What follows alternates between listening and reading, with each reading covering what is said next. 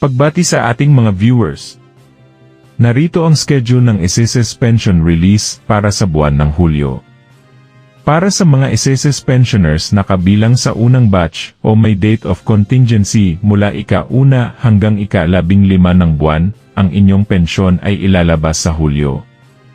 Para naman sa mga ikalawang batch na may date of contingency mula ika-16 hanggang ika-31 ang inyong pensyon ay ilalabas sa Hulyo 16. Ito ay alinsunod sa SSS Circular ukol sa schedule ng pension release.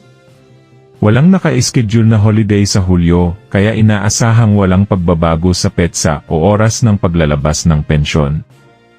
Paalala rin po, walang karagdagang halaga sa pensyon sa buwan na ito, dahil wala pang ipinatutupad na pension increase ang SSS. Muli, ito ang Senior Balita, naghahatid ng makabuluhang balita, at tapat na impormasyon para sa ating mga mahal na senior citizens.